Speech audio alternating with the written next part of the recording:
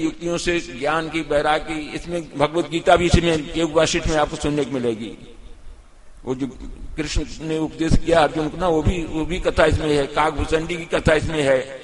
बहुत सारी कथाओं द्वारा महर्षि वशिष्ठ का एक ही कहना है कि एक ऐसा ज्ञान राम जी तुमको हम देंगे, जिस ज्ञान को प्राप्त कर लेने के बाद फिर आप चाहे जहां, चाहे घर में रहो, चाहे वन में रहो। देखो योग वासिष्ठ सुनने के बाद राम जी गए, राक्षसों को मारे, फिर जाके जनकपुर में ब्याह किए, सब कुछ गृहस्थ आश्रम से। योग वासिष्ठ ग्रंथ ये नहीं कहता कि आप घर द्वार छोड़ के जंगल में जाके महात्मा बन के रहो। वो तो कहते हैं एक वशिष्ठ जी महाराज कि हम एक ऐसा ज्ञान बतलाते हैं आपको कि उसको आत्मज्ञान प्राप्त कर लेने, चाहे आप घर में रहो और चाहे वन में रहो, आप आनंद में रहेंगे। तो आप लोग आनंद से कथा सुनिए। नारायण नारायण।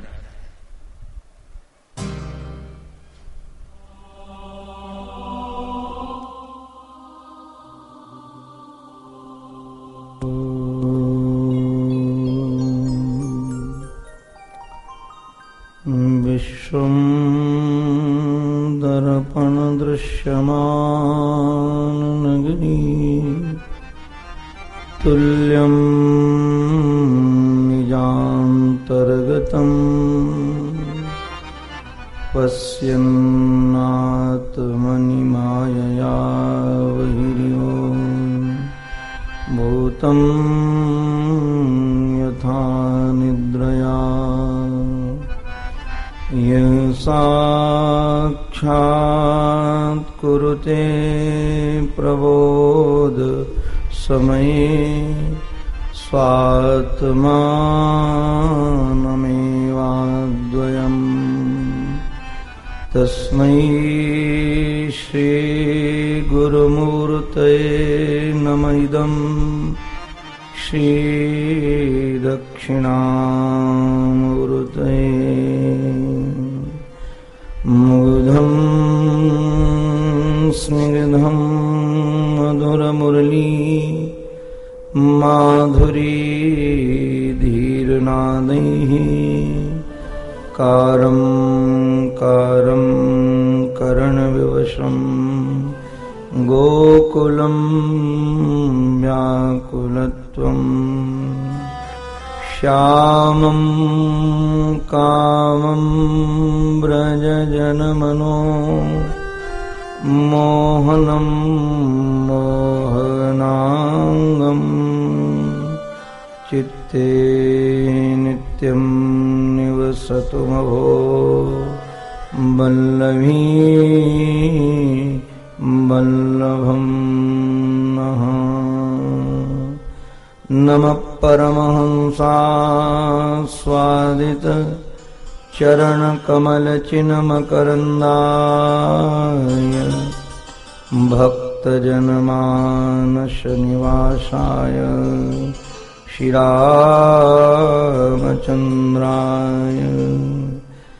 विश्वसर्गविसर्गादि नवलक्षणलक्षितम् श्रीकृष्णाख्यं परं धाम जगद्धाम नमामः। अखण्डानन्दबोधाय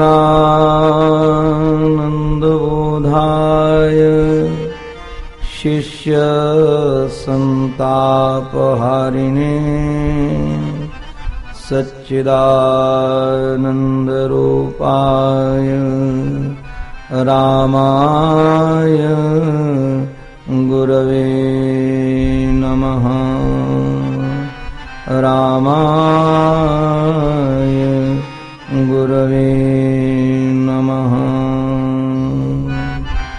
श्रीमन्नारायण नारायण नारायण श्रीमन्नारायण नारायण नारायण श्रीमन्नारायण नारायण नारायण श्रीमन्नारायण नारायण नारायण लक्ष्मी नारायण नारायण नारायण लक्ष्मी नारायण नारायण नारायण लक्ष्मी नारायण नारायण नारायण लक्ष्मी नारायण नारायण नारायण श्रीमन नारायण नारायण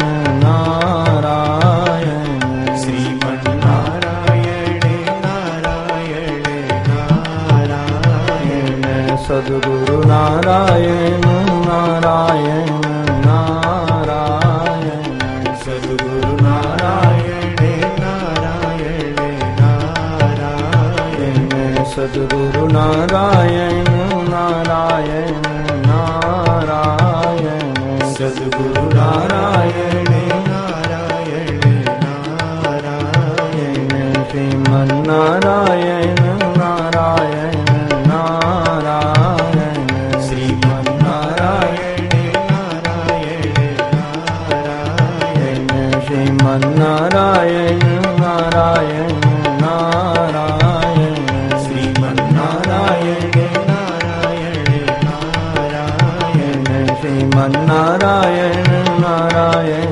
नारायण श्रीमन्नारायण नारायण नारायण राम नारायण नारायण नारायण राम नारायण नारायण नारायण राम नारायण नारायण नारायण राम नारायण नारायण नारायण कृष्ण नारायण नारायण नारायण कृष्ण नारायण नारायण नारायण कृष्ण नारायण नारायण नारायण कृष्ण नारायण नारायण नारायण श्रीमन नारायण नारायण नारायण श्रीमन्नारायण नारायण नारायण श्रीमन नारायण नारायण नारायण श्रीमन्नारायण नारायण नारायण बोलो भक्तवत्सल भगवान की जय सद्गुरुदेव भगवान की राघवेंद्र सरकार की जय नमः पार्वती पतये हर हर महादेव हर हर महादेव हर हर महादेव। आओ हम सब मिल करके प्रथम तो श्यामाजू के श्री पावन पवित्र चरणों में चलें, जिनकी हेतु की करुणा के कारण ही हमें ऐसी मति मिलती है जो मति सती बन सके, सत्य को ग्रहण कर सके, जासु कृपा निर्मल मति पाऊं। जब तक श्री श्यामाजू की कृपा नहीं होती है तब तक ऐसी मति नहीं मिलती जिस मति को हम परमात्मा के पावन पवित्र चरणारविंदों में लगा सकें। आओ हम सब ऐसी मति की प्राप्ति के लिए भावपूर्ण हृदय से पहले श्यामाजू को पुकारें, उसके बाद इस पावन पवित्र गाथा में अपने चित्त को डुबोएं। पहले हम सब मिल करके श्यामाजू की मधुमय स्तुति करें।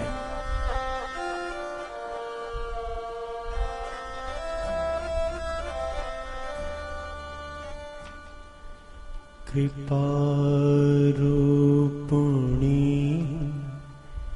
राधिके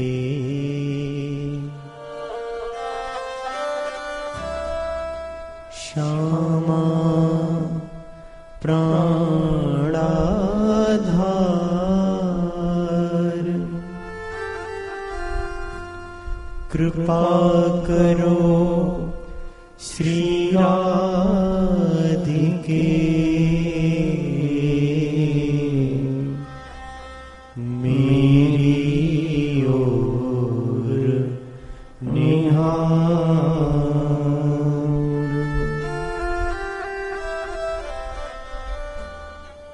भानु दुलारी राधिके सुन लो मेरी पुकार, दीन पात की श्रवण को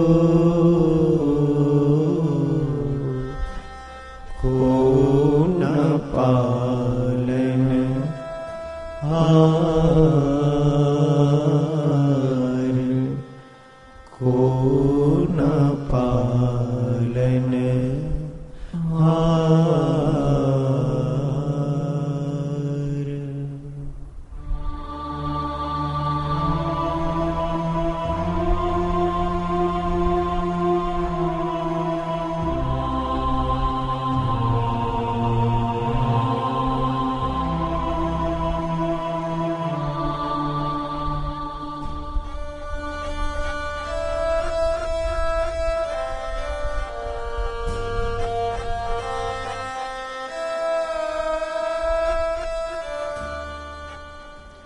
सरस किशोरी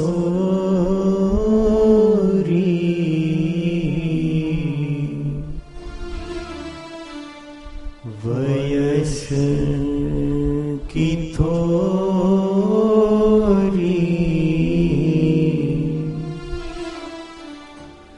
रति रस बोरी,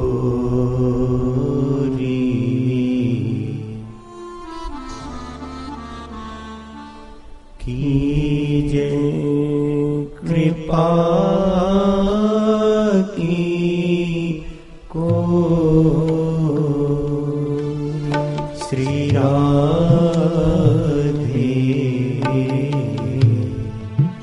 कीजे कृपा की को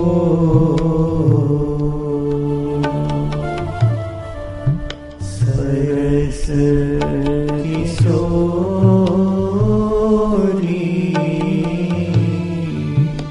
वयस की तोरी,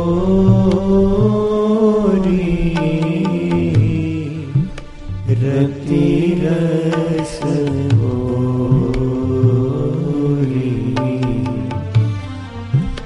कीजे कृपा की को श्री राधे, कीजे कृपा की को।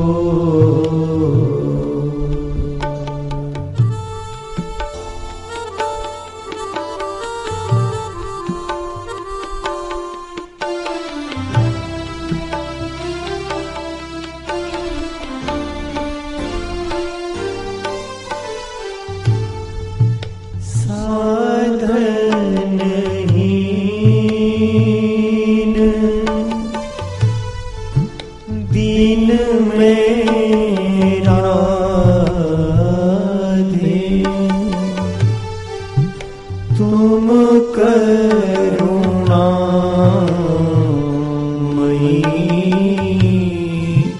प्रेम अगाधे,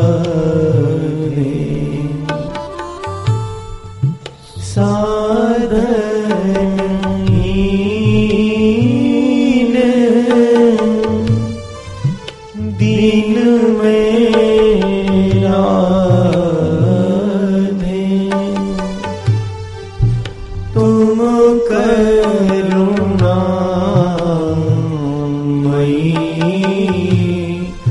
प्रेम अगाधे,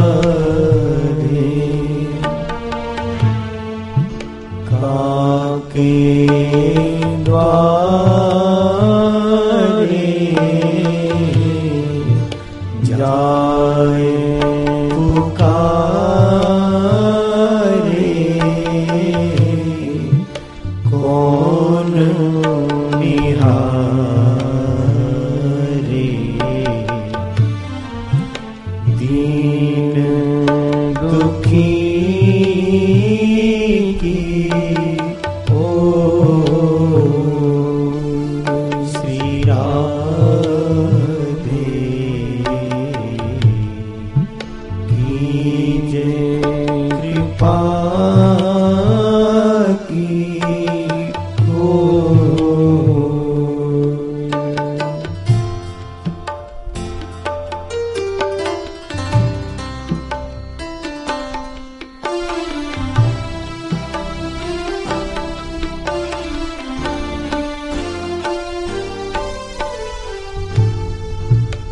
करत अघन नेक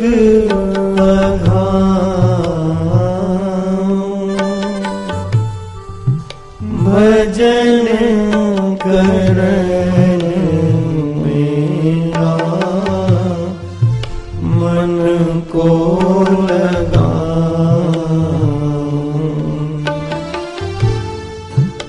करत अघन नहीं नेक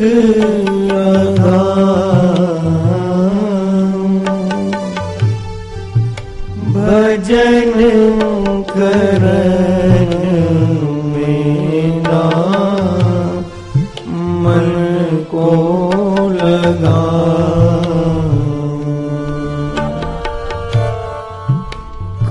करवर जोड़ी लखने जोरी तुम बिन मोरी कौन सवारे डोर श्री राधे कीजे कृपा की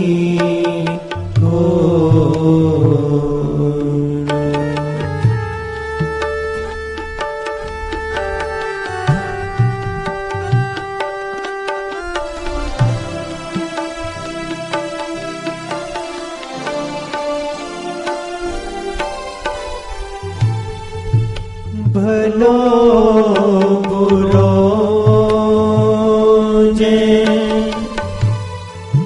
सो तिहारो तुम बिन को ना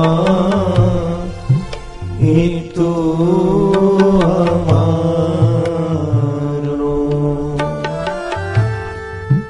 भलो बुरो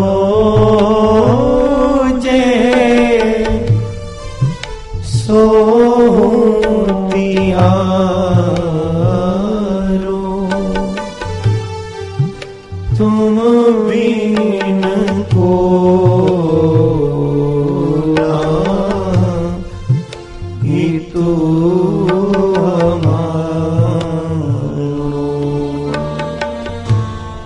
भानु दुलारी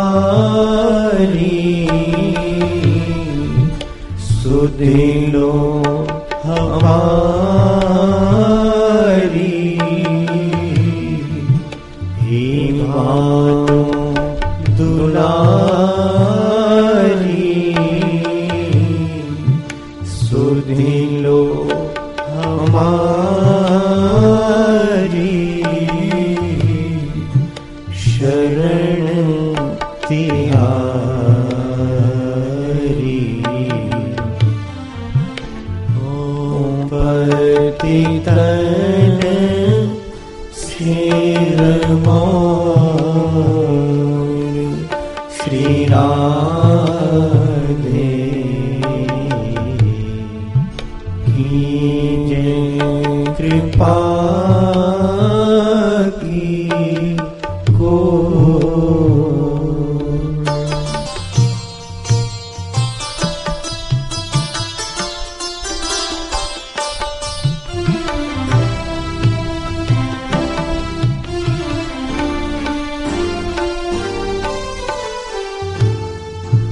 गोपी प्रेम की भिक्षा दीजे कैसे मोही अपनों कर लीजे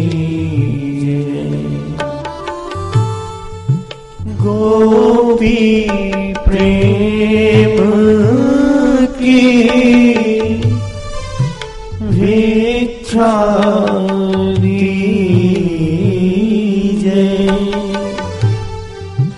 कैसे मोहे अपनो करनी,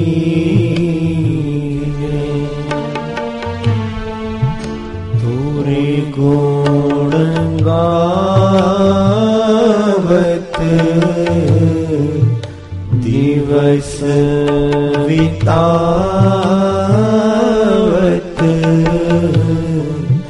तोरे गुण गावत दिवस बितावत,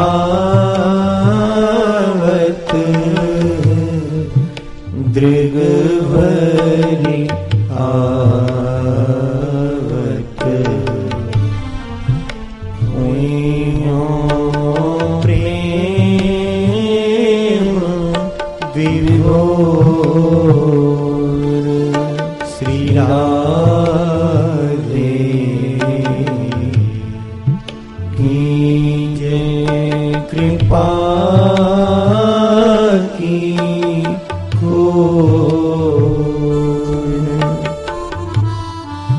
सरस किशोरी वयस की थोरी,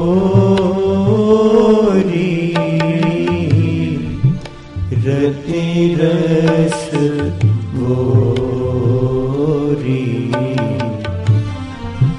कीजे कृपा की श्री राधे कीजे कृपा की श्री राधे कीजे कृपा की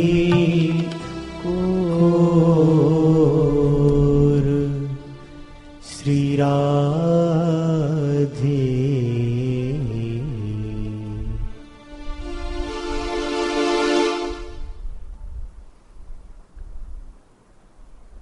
हे श्यामा जो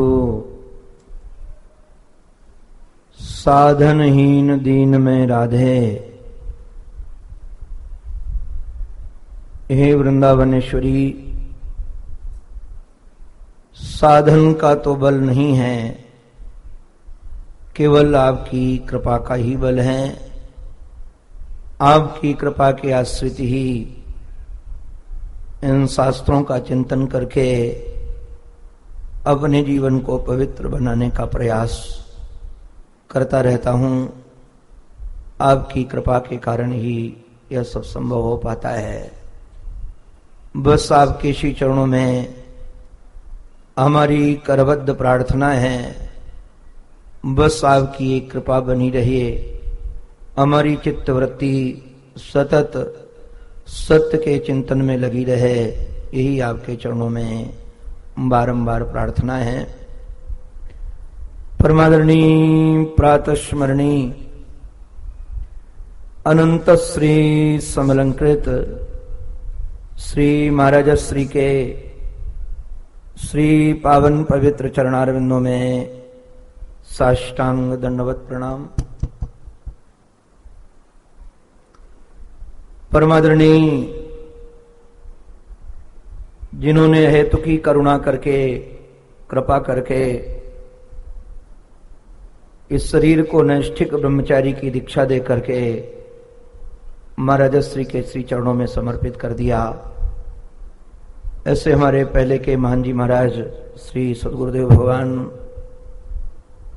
उनके पावन पवित्र चरणारविंदों में मैं बारंबार वंदन करता हूं। और जिन्होंने हेतु की कृपा करके सदा सर्वदा के लिए ही महाराज श्री का बना दिया, संन्यास की दीक्षा दे करके ऐसे पूज्य मान जी महाराज के श्री युगल पावन पवित्र चरणारविंदों में मैं बारंबार वंदन करता हूं। परमादरणीय पूज्य डॉक्टर स्वामी जी महाराज, परमादरणीय पूज्य संत वृंद, पूज्य विद्वत वृंद, आदरणीय माता जी, भगवान की रसभरी गाथा से अनुराग रखने वाले भक्त वृंद एवं मातृशक्ति, आप सभी भी हमारे आराध्य के ही अनेकानेक रूपों में विराजमान हैं। अपने आराध्य की ही अनेकानेक झांकी देख करके आप सबके भी पावन चरणों में मैं बारंबार वंदन करता हूं। मेरे ठाकुर के मानस में पता नहीं क्या संकल्प था। उन्होंने पहले अनेकानेक संकल्प करवाए। पहले आयोजन दूसरे रूप में होने वाला था, नैमिषारण्य की पावन पवित्र वातावरण में। वहां श्रीमद् भागवत महापुराण की गाथा का ही संकल्प था। बाद में हुआ कि ठाकुर द्वार में ही एक आयोजन किया जाए, किंतु ठाकुर जी को तो अपने निज धाम में ही यह आयोजन करवाना था और वह संकल्प बदल बदल करके श्री वृंदावन की ओर अग्रसित हो गया। अब वृंदावन में आयोजन होगा यह तो निश्चित हुआ, किंतु किस ग्रंथ की कथा कही जाए, क्या चिंतन किया जाए, अनेकानेक विचार आए। पहले तो लगा कि एकादश स्कंद, मुक्ति स्कंद पर यहां सत्संग की चर्चा हो, एक सत्र रखा जाए। कई बार अनेकानेक और विचार भी आए। मैंने आदरणीय माता जी के श्री चरणों में कहा कि आप जो कहेंगे सो सुना देंगे। उन्होंने हमारे ऊपर डाल दिया। मेरा मानस भी काम नहीं कर रहा था कि हम क्या सुनाएं। कई बार कुछ मानस में आता था, कई बार कुछ आता था। किसकी चर्चा की जाए, किसी प्रकार से अपनी मति को भगवान के चरणों में लगाना था, एक उत्सव का रूप देना था। यहां कथा चल रही थी पिछले समय फरवरी में, और पता नहीं व्यासपीठ में ये संकल्प आया कि योग वाशिष्ठ पर कथा हो। इसी व्यासपीठ पर वो भी कहां से कैसे आया वो मेरे को पता नहीं। कई बार इन गुरुजन की कृपा का अनुशीलन करता हूं तो हृदय भर आता है।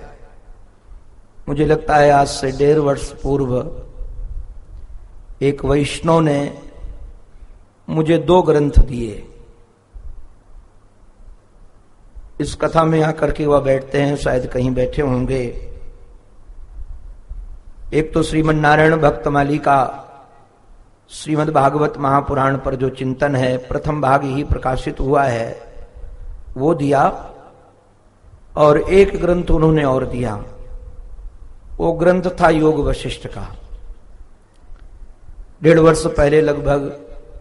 वो या बृहद कलेवर नहीं था, लघु कलेवर था। एक महापुरुष ने अपना पूरा का पूरा जीवन योग वाशिष्ठ पर लगाया था। लगभग 60 साल तक अनवरत एक ग्रंथ की आराधना में वो महापुरुष लगे रहे। वाराणसी में रह करके एक बहुत योग पद पर रह करके उन्होंने चिंतन किया। मैं उस ग्रंथ का प्राक कथन पढ़ने के लिए बैठ गया था। तो जब उस महापुरुष की लेखनी में मैंने ये पढ़ा कि इन्होंने जीवन लगा दिया योग वाशिष्ठ पर, तो मुझे लगा कि इसको पढ़ना चाहिए, इस ग्रंथ को। तो पढ़ने में रुचि होने के कारण महाराज श्री के चरणों में रह करके वह योग वाशिष्ठ का ग्रंथ पढ़ना प्रारंभ किया मैंने। वो चिंतन वो महापुरुष का जो था इस ग्रंथ पर, मैं पूरा पढ़ भी नहीं पाया था उसको। उसी समय महाराज श्री का मांडूक्य कारिका का प्रवचन सुनना प्रारंभ कर दिया। उधर मांडूक्य कारिका का प्रवचन सुनता था और इधर साथ में लेकर योग वाशिष्ठ का ग्रंथ अध्ययन करता था। पता नहीं इस ग्रंथ ने बहुत हृदय को छुआ। और कई कथाएं जब मैं पढ़ता था तो ऐसा लगता था कि मैंने कभी इस ग्रंथ को पढ़ा है। बहुत दिमाग पर जोर डालता था कि कब पढ़ा, कहां पढ़ा, कुछ स्मरण में नहीं आ रहा था। बाद में एक दिन स्मरण में आया कि जब पूज्य स्वामी श्री हंसानंद सरस्वती जी महाराज के श्री चरणों में ये शरीर पहुंचा तो शुद्ध हिंदी भी पढ़नी नहीं आती थी। उस महापुरुष की करुणा, वो कई बार पत्थर तोड़ते थे और थक करके जब दोपहर में प्रसाद पाकर विश्राम करते थे तो मेरे को सबसे पहले उन्होंने कहा, बाबा काली कमली का एक ग्रंथ पक्षपात रहित अनुभव प्रकाश, जिन्हें वेदांत में रुचि हो उसको ये ग्रंथ जरूर पढ़ना चाहिए। मैंने उस ग्रंथ को करीब 4-5 बार पढ़ा। पहले वो ग्रंथ पढ़ करके पूज्य स्वामी हंसानंद जी महाराज को सुनाता था, कुछ पता नहीं था, मेरे दिमाग में कुछ समझ में भी नहीं आता था। उसके बाद वह ग्रंथ पूरा हुआ तो स्वामी जी ने ये योग वाशिष्ठ पकड़ा दिया हमको। ये ज्ञान तो बिल्कुल समझ में नहीं आता था और कोई जिज्ञासा भी नहीं थी, क्योंकि न समझ में आता तो कुछ पूछने का प्रयास करता, मैं कुछ पूछता भी नहीं था। हां, पढ़ने में यदि कोई अशुद्धि होती थी तो स्वामी जी डांट लगाते थे। कई बार उच्चारण में गड़बड़ी होती थी तो स्वामी जी डांटते थे, ये नहीं ये है, तो सुधार कर लेता था। उसी समय इस ग्रंथ का संस्कार पड़ा और फिर उस महापरम वैष्णव से हमारे हित चिंतक ने वह ग्रंथ पता नहीं करुणा करके कैसे दिया। मैं बाद में सोचता था कि ये वैष्णव हैं, भक्ति में रचे पचे हैं, उन्होंने ये वेदांत का ग्रंथ लाकर मुझे क्यों दिया। मैंने एक बार पूछा भी कि आप तो भागवत की कथा करते हैं, सुनते हैं, तो उन्होंने कहा मुझे लगा कि आप सन्यासी हैं और सन्यासी को ये ग्रंथ का चिंतन करना चाहिए। तो हमको लगा देखो ये करुणा ही उनकी, वो खरीद कर लाए थे ग्रंथ और खरीद कर लाकर ग्रंथ दिया उन्होंने। उन महापुरुष का भी हृदय से मैं महाराज चिंतन करता हूँ, वंदन करता हूँ। वह बैठे होंगे यहाँ तो इस भाव को जरूर वो पकड़ेंगे, क्योंकि वह नहीं चाहते कि उनका नाम लूं या संकेत करूं। तो उनका ये संकल्प और महाराज श्री की करुणा। मेन बात तो सच कहें, ये योग वाशिष्ठ कोई सामान्य ग्रंथ नहीं है। ऐसा विलक्षण ग्रंथ है कि हमारे जैसे मतिमंद की बुद्धि इस दर्शन को पकड़ सके, ये संभव ही नहीं लगता है। सच में जब मैंने मूल ये योग वाशिष्ठ लेकर पढ़ना प्रारंभ किया तो एक बार तो मानस में आया कि अरे तुमने बिना समझे, बिना सोचे और बिना पढ़े ऐसे कैसे कह दिया कि योग वाशिष्ठ की कथा होगी। 3-4 बार मानस में आया, फिर हमको लगा कि अपने को क्या चिंता करनी है, कथा करने वाले तो महाराज श्री हैं। हमारे पूज्य महान जी महाराज ने, जिन्होंने नैष्ठिक ब्रह्मचारी की दीक्षा दी, उन्होंने ये बात दिमाग में अच्छे ढंग से बैठाल दी थी हमारे चित्त में कि बाबरे तू कभी ये चिंतन नहीं करना कि कथा तुम करते हो। और उन्होंने ऐसी ऐसी घटना घटा करके भी इस हृदय में बिल्कुल पक्का बैठाल दिया है, कहीं दुविधा नहीं है, कहीं संशय नहीं है कि यह कथा मैं करूंगा। यह निश्चित रूप से कथा करने वाले महाराज श्री है। और हमको लगा कि उन्हीं का ही मानस रहा होगा कि जो बाबरा मेरे शरण में आ गया है उसका जीवन अधूरा रह जाए, वह भटकता रह जाए, यह ठीक नहीं है।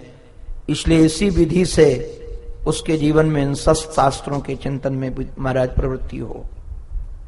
उन्हीं की कृपा से ये मैं सच कहता हूं, 2-3 महीने हमारे ऐसे बीते हैं जैसे योग वाशिष्ठ में चित्त हो गया हो।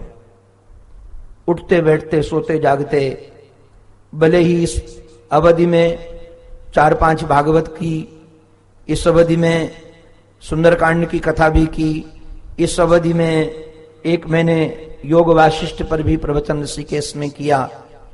उठते बैठते उस समय तो उनकी कृपा से ऐसा चिंतन चला कि 24 घंटे में केवल 3 घंटे ये शरीर सोता था। हमारे साथ में रहने वालों को पता है। और लगभग 13 से 14 घंटे तक ये योग वाशिष्ठ का चिंतन चलता था। और उसमें आदरणीय मां की भी करुणा है, उन्होंने स्वीकृति भी दे दी कि आपका मन है तो योग वाशिष्ठ ही सुनेंगे।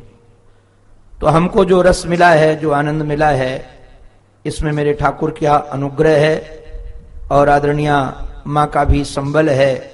नहीं तो कह देती कि ये ग्रंथ क्या कहोगे आप, भागवत सुना दो या रामायण सुना दो, इतने भक्त आएंगे, सब लोगों को सरस विषय चाहिए।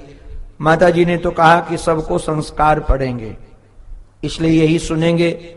और आदरणीय माता जी ने एक और भी चमत्कार का काम किया, मैं तो देखकर सुनकर अचंभित रह गया। माता जी ने लगभग अपने भक्तों में ये योग वाशिष्ठ का ग्रंथ ही बांट दिया कि आप लोग इसको पढ़ो, और पढ़ करके महाराज आपको ज्यादा रस मिलेगा। मैं तो दंग ये रह गया कि अभी 15-20 दिन पहले उन्होंने हमारे एक ऐसे भक्त को ये ग्रंथ दे दिया जो पहले गौड़ेश्वर संप्रदाय से हमारा दीक्षित तो नहीं थे, किंतु उसी रंग में रंगे हुए थे। वह कृष्ण भक्ति के अतिरिक्त कुछ सुनते सुनाते नहीं थे। जब उन्होंने ये योग वाशिष्ठ का ग्रंथ पढ़ा तो मेरे को बार बार फोन करके कहते, महाराज जी इतना रसीला ग्रंथ है ये, इसमें इतना रस भरा हुआ है, मैं तो भागवत पढ़ना भूल गया। बार बार मेरे को कहते मैं तो भागवत पढ़ना भूल गया, अब इसी ग्रंथ में लगा हुआ हूं। कल भी मेरे को बोले कि आप सच बताओ इसमें से कौन सा प्रकरण आप ज्यादा बोलोगे, किस पर ज्यादा आप प्रकाश डालोगे, क्योंकि मैं पूरा तो इतनी जल्दी नहीं पढ़ पाऊंगा, उसी को मैं बारंबार पढ़ूंगा तो मेरे समझ में और आएगा। तो हमने कहा ये बात तो मुझे भी पता नहीं कि किस पर प्रकाश ज्यादा पड़ेगा। सच्ची बात तो यही है, गुरुजन किसका रस लेंगे, क्या करेंगे, वो जाने। केवल उनकी उंगली पकड़ करके और उनके ही शरण में, उनकी गोद में बैठ करके यह प्रयास करने के लिए बैठा हुआ हूं। अब सफल होऊंगा कि असफल होऊंगा तो वो जाने। और ना तो यहां सफलता मिलेगी तो कोई प्रसन्नता है, या असफलता मिलेगी तो कोई पीड़ा है कि कोई क्या कहेगा। जिससे जो कहना हो कहो, हम तो उनके रंग में रंग गए हैं। अपने आनंद के लिए, अपने सुख के लिए, अपनी चित्तवृत्ति को सदा सर्वदा के लिए उनके चरणों में समर्पित करने के लिए इस ग्रंथ का रस स्वादन कर रहे हैं। आशा है कि आप सब भी इसका रस लेंगे। ज्यादा इधर उधर की चर्चा न करके अब हम सब मूल ग्रंथ की ओर अग्रसित होते हैं। परमादरणीय पूज्यमान जी महाराज ने करुणा करके एक भूमिका तो आपके सामने उपस्थित ही कर दी है, क्योंकि बहुत कम लोग हैं गुरुजनों को छोड़ करके जो इस ग्रंथ से परिचित हों। अब तो मैं निवेदन करूं कि माताजी का परिकर तो सभी परिचित होगा, क्योंकि सभी ने ये ग्रंथ अध्ययन किया है, तो इसके विषय वस्तु से तो उनका संबंध होगा ही होगा। इस जगत के आदि कवि हैं श्री वाल्मीकि जी महाराज। आपको जानकर अचंभव लगेगा, श्री वाल्मीकि जी महाराज ने रामायण की रचना पहले की थी और बाद में श्री राघवेंद्र सरकार का अवतार हुआ है। तो रामायण की जो कथा है, हमारे एक महात्मा तो बड़ी रसीली बात है, वो कहते हैं नाटक पहले लिखा जाता है फिर बाद में नाटक किया जाता है। ऐसा नहीं कि पहले नाटक किया जाए बाद में नाटक लिखा जाए। तो राम जी महाराज एक मानव को कैसे जीना चाहिए, मानव के जीवन में कौन कौन सी विशेषताएं होनी चाहिए, उसका पिता के प्रति क्या कर्तव्य है, भाई के प्रति क्या कर्तव्य है, अगर वह राजा है तो प्रजा के प्रति क्या कर्तव्य है, पत्नी के प्रति क्या कर्तव्य है, इन सभी पाठों को यदि आप सही ढंग से देखना चाहते हैं तो श्री वाल्मीकि रामायण पढ़ें। भागवत में एक बड़ा रसीला वाक्य है, क्योंकि राघवेंद्र सरकार की आराधना श्री हनुमंत लाल जी महाराज करते हैं। श्री हनुमंत लाल जी महाराज श्री राघव की आराधना में लगे रहते हैं। तो श्री हनुमंत लाल जी महाराज श्री राघव की स्तुति करते हुए कहते हैं कि रक्षो बधाई व न केवलम विभो मर्त्यावतारस्तु ही मर्त्य शिक्षणम। परमात्मा का अवतार केवल दुष्टों के दलन के लिए ही नहीं हुआ है, असुरों को मारने के लिए ही नहीं हुआ है। वो तो महाराज संकल्प कर देते तो रावण आदि जाने कब मर जाते। संकल्प मात्र से ही इनका वध हो सकता था। हमारे एक महात्मा तो कहते थे यदि पावर हाउस से पावर काट दिया जाए तो अपने आप अंधेरा हो जाएगा। तो रावण आदि को तो पावर हाउस से पावर काटने की जरूरत थी, वह जाने कब मारे जाते। तो परमात्मा का अवतार दुष्टों के दलन के लिए ही नहीं हुआ है। परमात्मा का अवतार ये हुआ है, इसलिए हुआ है कि हम मानवों को सिखाने के लिए कैसे जीवन जिया जाए, जीवन जीने की कला सिखाई है। हमारे एक संत कहते हैं कि हम लोगों ने बहुत कुछ सीख लिया है। चंद्रमा तक जाना सीख लिया, मानो इतना विकास की ओर बढ़ा कि चंद्रमा पर चला गया। नए नए विमान बनाना सीख लिया, मिसाइल बनाना सीख लिया। वो महात्मा तो और विनोद में कहते हैं दुनिया को बुद्धू बनाना सीख लिया। बहुत कुछ हमने सीखा है, किंतु यदि भूल गए हैं कुछ तो जीवन जीने की कला भूल गए, जीवन जीने का ढंग भूल गए कि हर हाल में खुशहाल कैसे रहा जाए, हर परिस्थिति में अपनी मनस्थिति कैसे प्रसन्न रहे। चाहे कितनी सुविधा सम्मान संपत्ति मिले किंतु चित्त इतराए नहीं, और चाहे कितनी बड़ी विपत्ति आ जाए चित्त में घबराहट न हो। यही जीवन जीने की कला है। और ये जीवन जीने की कला यदि आपको सीखना हो तो श्री राघवेंद्र सरकार के पावन पवित्र चरित्र से सीखें।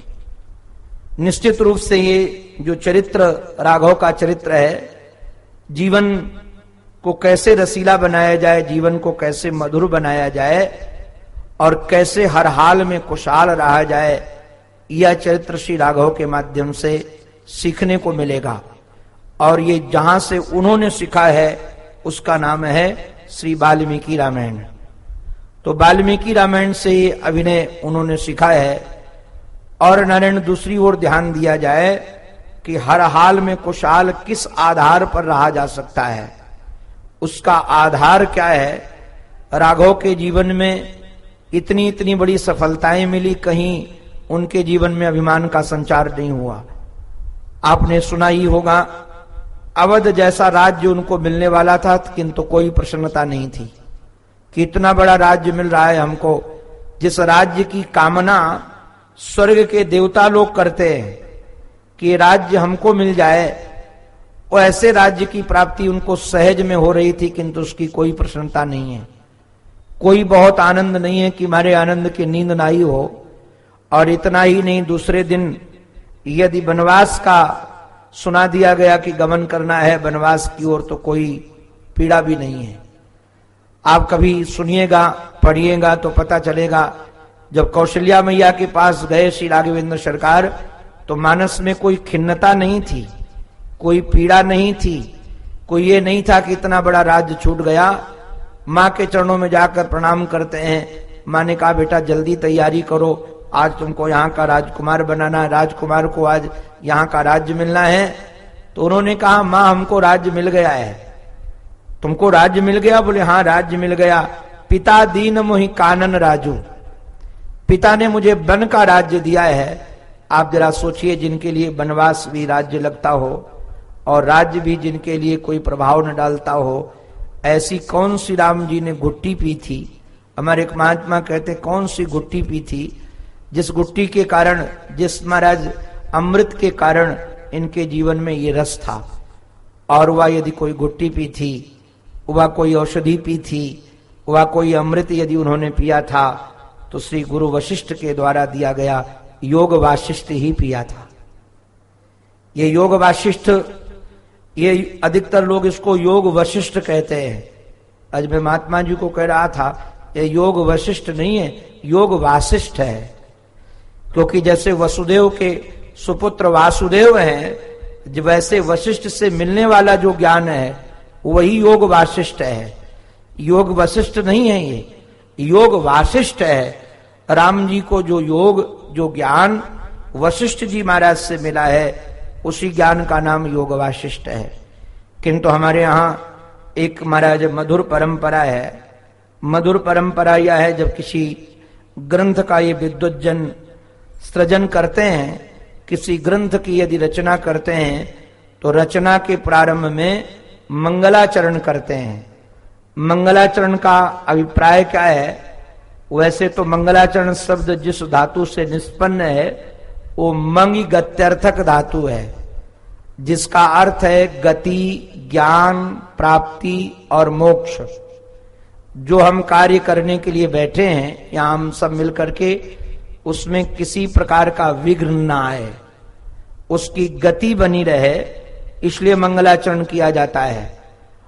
और जो कार्य हम करने के लिए बैठे हैं उस कार्य का हमें ज्ञान भी चाहिए, क्योंकि बिना ज्ञान के पहले अत इच्छति, हमारे जीवन में इच्छा हो करने की, काम करने की इच्छा हो, ज्ञान हो, तभी तो कोई काम करेंगे।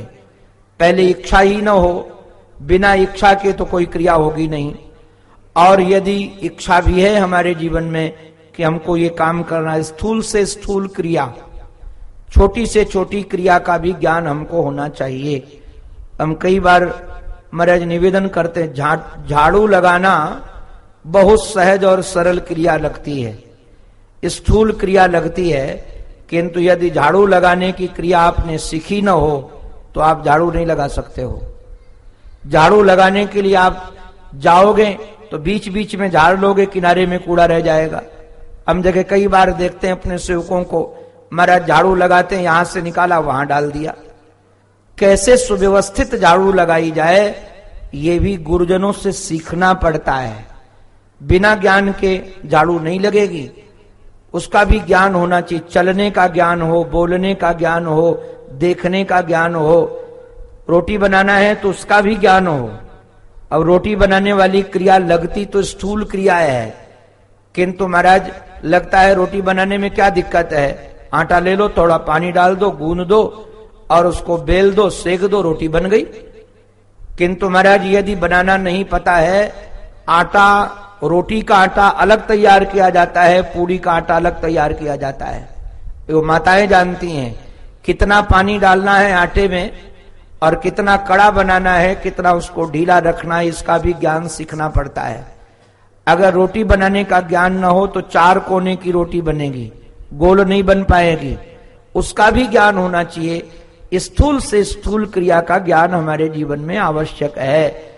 तो मानो जो भी कार्य करने के लिए हम जीवन में बैठे हैं उसमें विघ्न न आए और व्यवधान न आए और उसका ज्ञान हो। ये जो महाराज मंगलाचरण गति, ज्ञान, और तीसरा अर्थ इस तीसरे अर्थ में है प्राप्ति अर्थ में। प्राप्ति अर्थ का अभिप्राय लक्ष्य की प्राप्ति हो जाए, हमको जिस कार्य को हमने प्रारंभ किया लक्ष्य तक पहुंचे। और चतुर्थ प्रयोजन है हमारे जीवन में मोक्ष मिले, जिसलिए मनुष्य जीवन मिला हुआ है, या मोक्ष मिले इसलिए मंगलाचरण करते हैं। वैसे भाष्य में मंगलाचरण के लिए एक बात और भी निराली कही गई, ये मंगलाचरण प्रारंभ में भी होता है, मंगलाचरण मध्य में भी होता है और मंगलाचरण लास्ट में भी होता है। और मंगलाचरण की विशेषताएं और भी हैं। मंगलाचरण नमनात्मक भी होता है, मंगलाचरण आशीर्वादात्मक भी होता है और मंगलाचरण वस्तु निर्देशात्मक भी होता है। नमनात्मक मंगलाचरण माने जिसमें नमन किया जा रहा है, प्रणाम किया जा रहा है, उसका नाम महाराज नमन वाला मंगलाचरण है। और वस्तु निर्देशात्मक मंगलाचरण करते करते, जैसे उदाहरण के लिए हम कहें श्रीमद् भागवत महापुराण का जो मंगलाचरण है वो वस्तु निर्देशात्मक मंगलाचरण है। उसमें नमन क्रिया का प्रयोग नहीं किया गया है, उसमें जो किया गया है वो वस्तु का वर्णन किया गया है, वस्तु का दिग्दर्शन कराया गया है। वैसे ही आशीर्वादात्मक मंगलाचरण भी है। आशीर्वादात्मक मंगलाचरण का अभिप्राय जिसमें गुरुजन बंदन करके मानो अपने शिष्य को आशीर्वाद दे दें, तो आशीर्वादात्मक मंगलाचरण भी है। यहां नमनात्मक के साथ साथ इस मंगलाचरण में हमारे श्री वशिष्ठ जी महाराज ने बड़ी प्रगल्भता के साथ इसमें जो वर्णन किया गया है, यत सर्वाणि भूतानि प्रतिभांति स्थितानि च, जिसमें ये सारे भूत प्रतिभासित हो रहे हैं, लक्षित हो रहे हैं महाराज, जिससे मानो ये जगत उत्पन्न होता है। और जिसमें ये जगत रहता है और जिसमें ये जगत लीन हो जाता है, तस्मै सत्यात्मने नमः। उस सत्यात्मक को हम उस महाराज सत्य को हम नमस्कार करते हैं। यहां नाम रूप किसी का नहीं दिया गया। ये नहीं कहा गया कि हम कृष्ण को प्रणाम करते हैं या राम को प्रणाम करते हैं या शिव शक्ति गणेश को हम प्रणाम करते हैं। तस्मै सत्यात्मने नमः। उस हमारा सत्यात्मक को, किस सत्यात्मक को? जिसमें सर्वाणि भूतानि प्रतिभांति स्थितानि च। सारे के सारा ये जगत, ये भूत आपको जिसमें प्रतिभाषित हो रहे हैं, जिसमें लक्षित हो रहे हैं और जिसमें ही ये नष्ट हो जाते हैं, ऐसे महाराज सत्यात्मक परमात्मा को वैसे सच में यदि देखें तो वैसे तो आज आपने यदि ये प्रारंभ की आरती का चिंतन किया होगा, क्योंकि आरती भी ये थोड़ी अलग ढंग की है। ये जो आरती वैसे जैसे जैसे करेंगे तो समझ में आएगा। इसका भाव योग वाशिष्ठ का सारा सार सर्वस्व उस आरती में ही आ गया है।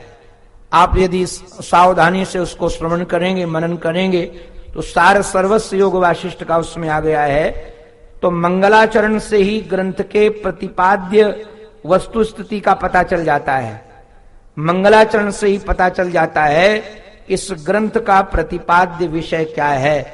तो ये सत्य क्या है, सत्यात्मक जिसको प्रयोग किया गया है, अगर सत्य को समझना है तो सत्य की व्याख्या है हमारे शास्त्रों में त्रिकालाबाधित्वम सत्यत्वम। जो त्रिकाल में अबाधित है उसका नाम सत्य है। और यदि ध्यान देंगे तो ये अपने को ही नमस्कार है, सत्य स्वरूप अपने को ही बंधन है। आप कहेंगे ये कैसा बंधन? सत्य अपने अतिरिक्त। अब भाई भक्त लोग मुझे माफ कीजिएगा, मेरे लिए थोड़ी कठिनाई तो है। कठिनाई ये है कि जिन्होंने श्रीमद् भागवत महापुराण की कथा रसवर्षी हमसे कई बार सुनी होगी, उनको लगेगा बाबा जी का ये दिमाग खिसक तो नहीं गया है, क्योंकि उसकी शैली इसकी शैली में बिल्कुल फर्क है। यहां तो सीधे प्रहार किया जाएगा, घुमा करके नहीं, सीधे चोट मारी जाएगी। और ये सत्य का स्वभाव ही सीधे वाला है। तो जो गुरुजनों से सुना है, जो गुरुजनों की कृपा से मिला है, जो सत्य को स्वीकार करने का सामर्थ्य रखते हैं, वही इस ग्रंथ को सुने तो अच्छा है। और जिनको महाराज कहीं संप्रदाय विशेष पर आग्रह दुराग्रह हो तो अपने चित्त को खराब करने न पहुंचे, क्योंकि बाद में गाली देने लगे कि हमारे चित्त ही को खराब कर दिया। यहाँ एक परिक्रमा मार्ग में आश्रम है, वहां एकादश स्कंद की कथा ये शरीर सुना रहा था। महाराजा श्री की शैली में उनकी ही वाणी सुनाते रहते। मेरे पास अपना तो कुछ है नहीं। महाराज वहां एक विद्वान खड़े हो गए और विद्वान खड़े होकर के उन्होंने एक बात एकदम डंके की चोट पर हमको सुनाया। उन्होंने कहा, ओ बाबा जी, तेरे को या वृंदावन में रहने को अधिकार ही ना है, तू यहां वृंदावन से निकलकर हरिद्वार चला जा। तो हमने कहा क्या गलती हो गई जो वृंदावन में रहने का अधिकार नहीं? बोले, यो बाबा जी नारद जी वो या वृंदावन में ज्ञान वैराग्य को नाए जगाए सको, तू का जगाएगो? जो काम तेरे नारद से नाए बनो वो काम तेरे से क्या बनेगा? तू व्यर्थ में ये प्रयास कर रहा है यहाँ ज्ञान वैराग्य जगाने को। ये तो भूमि भक्ति की भूमि है, रस की भूमि है। यहाँ चर्चा रस की करो, ज्ञान की करो। हमने तो पूज्य संत जनों से सुना है कि महाराज श्री भी यहाँ की भूमि में जब वेदांत का शुद्ध प्रतिपादन करना प्रारंभ करते थे तो कह देते थे बाहर वाला माइक बंद कर दो। हम भी भाई अपने माइक वाले से कहते बाहर वाला माइक बंद कर दो, क्यों कहीं गड़बड़ न हो जाए, किसी के चित्त में चोट न लगे। यहाँ चोट, किसी के चित्त में चोट पहुंचाने की बात नहीं है। याद ध्यान दीजिए, यदि सत्य का चिंतन आप करेंगे, जिस सत्य में ये सभी भाषित हैं, सत्य माने होता है त्रिकालाबाधित्वम सत्यत्वम। आप लोग एकदम बेफिक्र होकर के, स्वतंत्र एकदम निसंकोच होकर के यदि समझ में ना आए तो यहाँ हमारे और गुरुजन बैठे, उनसे आप पूछ लीजिएगा। अगर हम समझाने में सक्षम न हो पाए, क्योंकि ये निश्चित है यदि सामने वाला नहीं समझ पाता है तो उसका दोष नहीं होता है, वक्ता का ही दोष होता है। वक्ता का ही जाड्य होता है, वक्ता की ही बुद्धि की अल्पज्ञता होती है। तो मानो यदि किसी विषय को हम न समझा पाए, तो यहाँ हमारे कई गुरुजन बैठे हैं, परमादरणीय पूज्य स्वामी डॉक्टर स्वामी जी महाराज, उनसे समझ लीजिएगा, मान जी महाराज से समझ लीजिएगा, हमारे महाराज जी को जिन्होंने बहुत पिया है, पूज्य स्वामी विश्वात्मानंद सरस्वती जी महाराज, वो भी हैं। आप इन गुरुजनों से इस विषय को जो हम न समझा पाए और समझ में न आए, तो उनसे समझ लीजिएगा। ये जो तीनों जिसमें भाषित होते हैं, जगत जिसमें तीनों ये भूत जिसमें भाषित होते हैं, उसी सत्य को नमस्कार किया गया है। इस समय जब हम आप बैठ करके वृंदावन धाम में, जो इस समय जागृत काल है, जागृत काल में ये शरीर बैठकर एक कथा सुना रहा है और आप सब कथा सुन रहे हो, इसको कौन प्रकाशित कर रहा है, किसमें भाषित हो रहा है? इसको प्रकाशित करने वाले आप ही हो। अगर आप न हो तो न ये वक्ता कथा करता हुआ नजर आएगा, न आप सुनते हुए नजर आओगे। तो जागृत के जगत का प्रकाशक आपके अतिरिक्त कोई दुनिया में नहीं है। और समझ लीजिएगा, ये संसार जो लक्षित हो रहा है, आपके अतिरिक्त कुछ है भी नहीं। हमने गुरुजनों से सुना है, आप लोगों ने शायद कभी सुना होगा, एक राजा शिकार खेलने के लिए गया। महाराज उसने एक श्रृगाल देखा, श्रृगाल माने जंगली कुत्ता, श्रृगाल देखा। जो श्रृगाल देखा तो उस पर निशाना लगाया, निशाना लगाया, तब तक श्रृगाल चिल्लाया, हे राजन, हे राजन, हे राजन, मुझे मत मारना, मुझे मत मारना। राजा ने कहा, तेरे को क्यों न मारे? बोले, मुझे मार दोगे तो त्रिलोकी नष्ट हो जाएगी, मेरे मार देने से ये त्रिलोकी नष्ट हो जाएगी। राजा ने सोचा, मैंने बड़े बड़े श्रृगालों को कौन कहे सिंहों का शिकार किया है, तब तक तो ये त्रिलोकी नष्ट नहीं हुई, इस श्रृगाल को मारने से त्रिलोकी कैसे नष्ट हो जाएगी? राजा ने सोचा कोई दिव्यात्मा न हो, कोई इस वेश में, तो रुक करके बोले, सच सच बता तू है कौन, और तेरे मार देने से त्रिलोकी नष्ट कैसे हो जाएगी? वह श्रृगाल बोला कि राजन, जब मैं ही नहीं रहूंगा तो मेरी त्रिलोकी कहां रहेगी? जब मैं ही नहीं रहूंगा तो मेरी त्रिलोकी कहां रहेगी?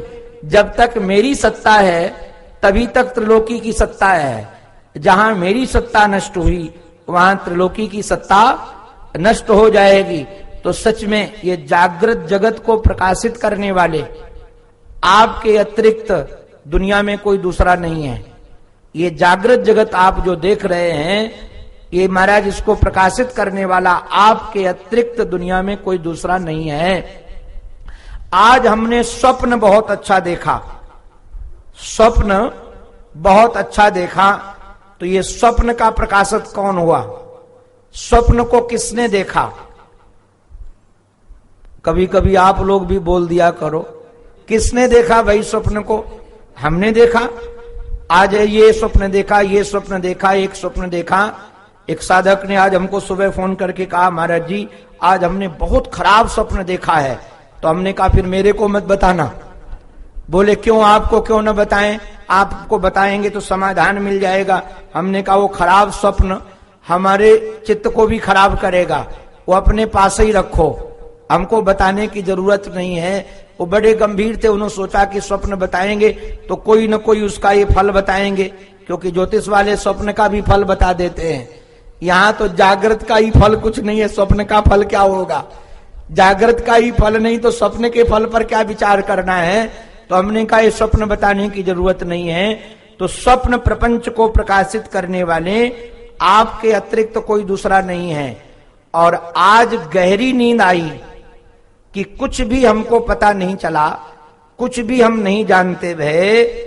ये पुराने ग्रंथों में इसी प्रकार की भाषा है, कुछ भी नहीं जानते भय।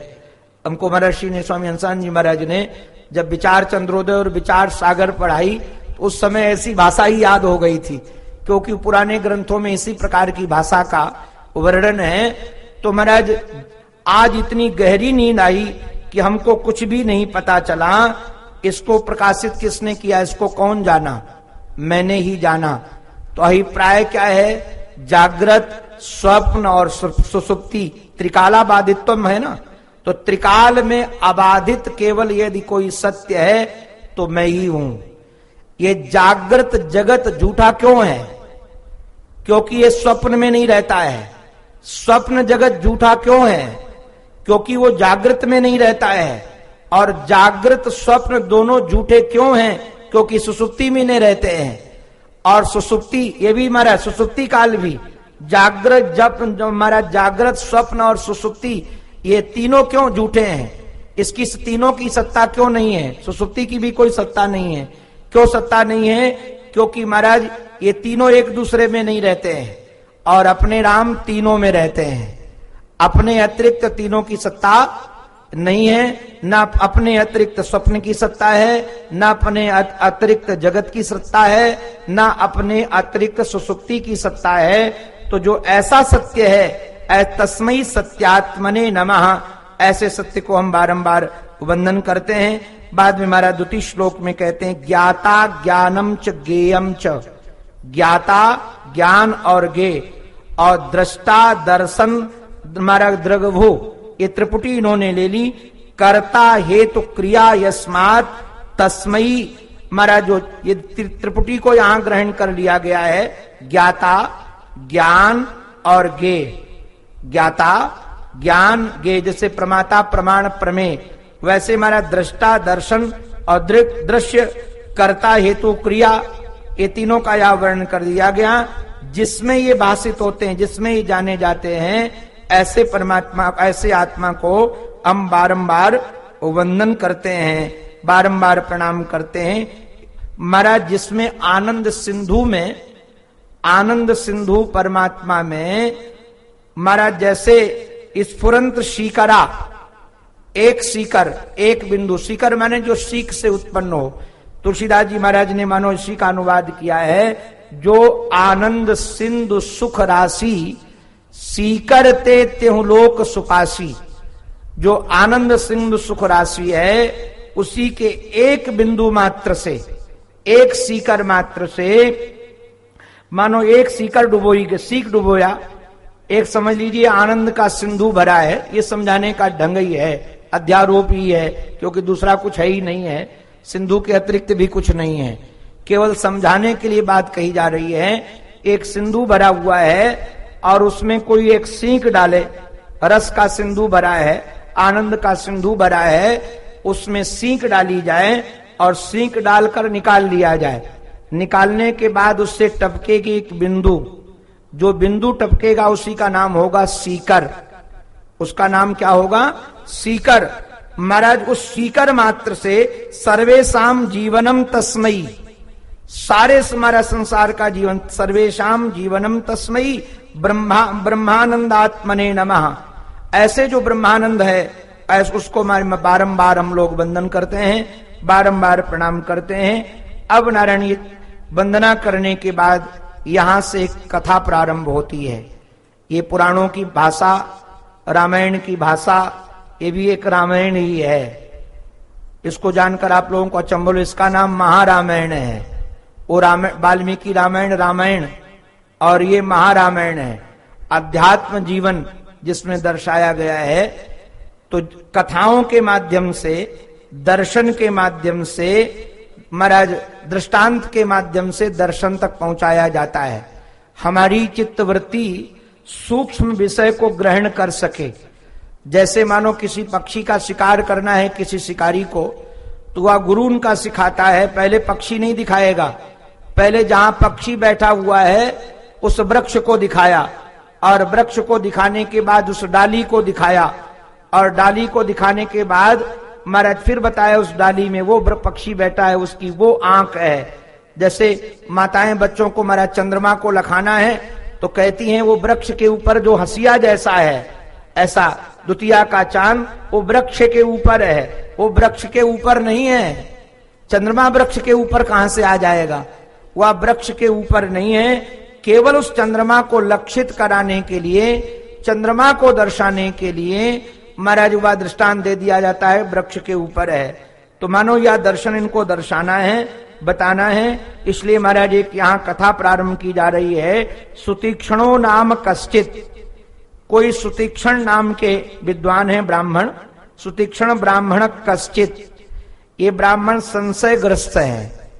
सुतीक्षण नाम के पंडित जी, इनको संशय ने पकड़ रखा है और संशय से छूटने के लिए, क्योंकि संशय महाराज बहुत दुख देता है। संशय एक सर्प ही है, ये काट लेता है तो मृत्यु दे दे, और संशय आत्मा तो विनश्यति शब्द प्रयोग किया ही गया है, वह धीरे धीरे नष्ट हो जाता है। तो सुतीक्षण नाम के पंडित जी, सुतीक्षण नाम के विद्वान ब्राह्मण संशय से ग्रसित हो गए, और जब संशय से ग्रसित हो गए तो इन्होंने शरण ग्रहण की अगस्त महात्मा की, और वहां जाकर के अगस्त आश्रम में गत्वा मुनिम पप्रक्ष सादरम, ये महात्मा के पास पहुंचे तो सही।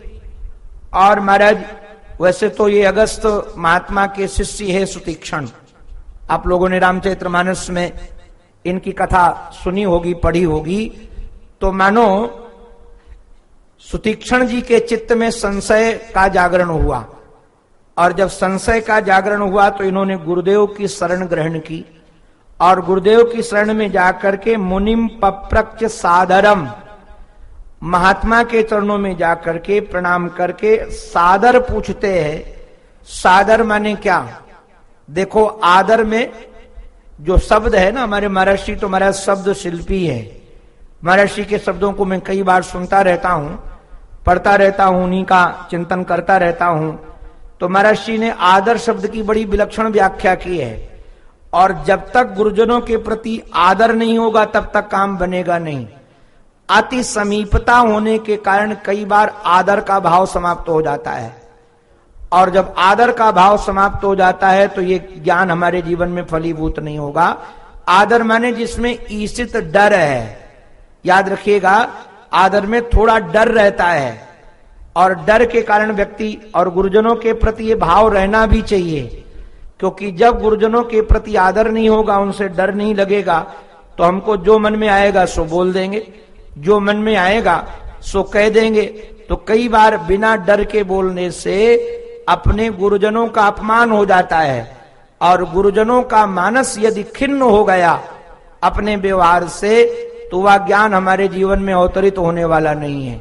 और ये हमने तो कई बार महाराज देखा है। हमारे पूज्य डॉक्टर स्वामी जी महाराज बैठे, उनको स्मरण आ जाएगा। ये हमको सेवा में सबसे प्रथम बार पूज्यमान जी महाराज की सेवा में बंबई ले गए। आज भी कोई महाराज जी का संस्मरण सुना रहे थे, महाराज जी का तो हमको स्मरण आ गया वो भी।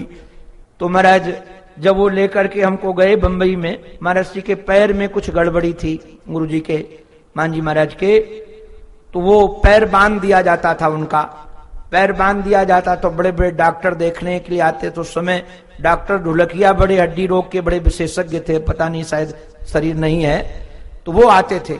उनके साथ 8-10 डॉक्टर भी आते थे सीखने वाले। तो महाराज जी का पैर इधर से उधर वो हिलाते भी थे, हिलाते थे, इधर उधर करते थे। जब वो डॉक्टर चले गए तो मैं उनकी सेवा में खड़ा था, पूज्य डॉक्टर स्वामी जी महाराज भी खड़े थे। तो उन्होंने कहा, जब ये डॉक्टर आता है तो मुझे बहुत गुस्सा लगता है, और ऐसा लगता है कि मैं एक इसको मारूं, किंतु मैं सोचता हूं मार दूंगा तो मुझे लोग क्या कहेंगे, अगर मैं मार दूंगा तो मुझे लोग क्या कहेंगे।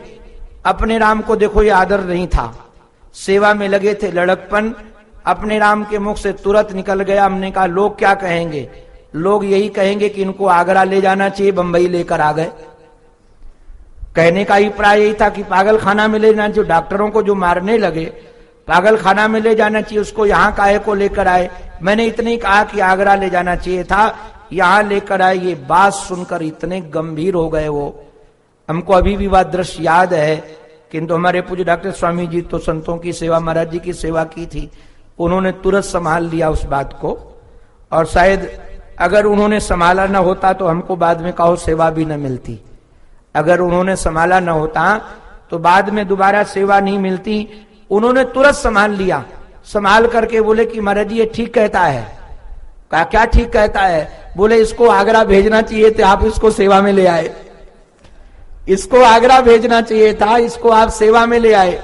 इतना कहते वो मुस्कुरा गए और हंस करके बोले, हाँ बात तो बिल्कुल ठीक कह रहे हो तुम, इसको आगरा ही भेजने लायक था, इसको सेवा में बेकार ले आए। तो इस वाक्य के बाद जो मैंने महाराज जी की मुस्कान देखी और प्रसन्नता देखी। बाद में मैंने सोचा, रे हम तो महाराज इतने प्रेम में रच गए थे, इतने सन्निकट होने के कारण आदर का भाव ही चला गया। याद दीजिएगा, ये डर का जो भाव कि अगर कुछ बोल देंगे तो कहीं इनको खराब न लग जाए, कहीं हम कुछ बोल दें, डर बना रहना चाहिए। अपने गुरुजनों के प्रति या डर बना रहना चाहिए। अगर हमारे चित्त में डर नहीं रहेगा कि उनको कहीं बुरा न लग जाए या कोई हमारी वाणी कष्ट न दे जाए, तो निश्चित रूप से कहीं न कहीं हमसे अपमान बन जाएगा। किंतु सुतीक्षण जी के चित्त में देखिए, हमारे श्री ये महात्मा जब उनके चरणों में पहुंचे तो मुनिम पप्रक्ष सादरम, वो मुनि के चरणों में जाकर के सादर के साथ महाराज वो बैठ गए और बैठ करके उन्होंने प्रश्न कर डाला। प्रश्न क्या किया है, ये प्रश्न भी बड़ा रसीला है। इनका कहना है, भगवान आप तो धर्म के जानकार हैं, तत्व के जानकार हैं और सर्व शास्त्रों का आपने अध्ययन किया है। मेरे संशय का नाश कीजिए, मेरी शंका का नाश कीजिए। क्या संशय तुम्हारे? मोक्षस्य कारणम कर्म, ज्ञानम व मोक्ष साधनम, उभयम व विनिश्चित्य एकम कथय कारणम। इन्होंने कहा, महाराज जी आप एक हमारे चित्त में एक प्रश्न ये है, संशय ये है कि जो मोक्ष का कारण है वह कर्म है कि ज्ञान है? मोक्ष का कारण कर्म है कि ज्ञान है, अथवा दोनों हैं? कर्म और ज्ञान दोनों हैं। आप कृपा करके हमको बताइए। मैं आपसे प्रश्न पूछना चाहता हूं, मेरे चित्त में ये संशय है। उभयम वा विनिश्चित्य एकम कथय कारणम, इसमें एक कारण बताइए। दोनों कारण हैं कि एक ही कारण है, कि कर्म कारण है कि ज्ञान कारण है? हम लोगों के मोक्ष का कारण क्या है? मोक्ष माने सदा सर्वदा के लिए इस जगत से छुटकारा मिल जाए, जन्म मृत्यु का जंजाल सदा सर्वदा के लिए छूट जाए।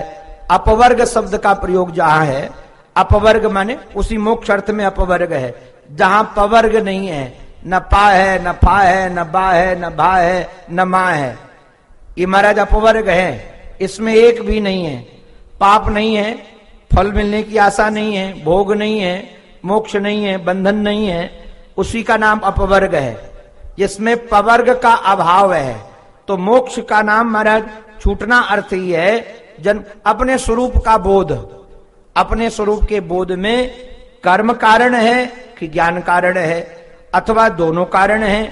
अगस्त महात्मा ने कहा, बेटा एक बात कहे, आकाश में उड़ने के लिए पक्षी के दोनों पंख चाहिए, एक पंख से वो आकाश में उड़ नहीं सकता है। यही सब पक्षाभ्याम यथा खे पक्षिणाम गति तथैव ज्ञान कर्माभ्याम जायते परमम पदम।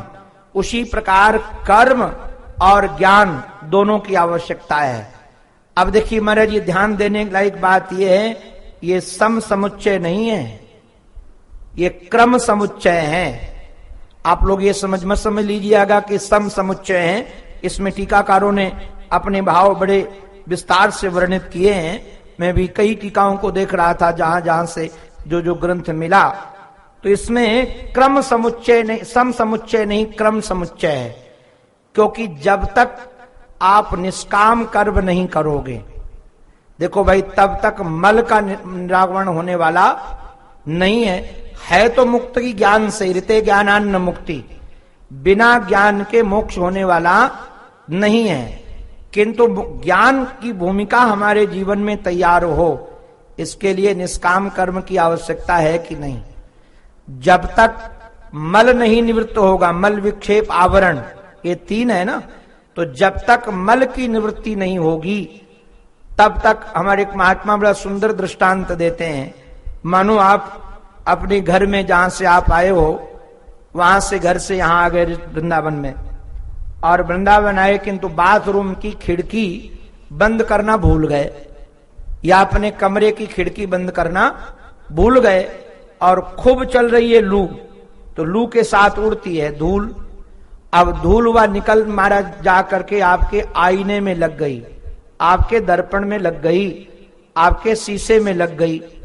आप शीशे के सामने जाकर खड़े हो जाओ, शीशा भी टंगा हुआ है और आप भी सामने खड़े हुए हैं, किंतु यदि उसमें धूल लगी है तो आप अपने मुख चंद्र को देख पाओगे?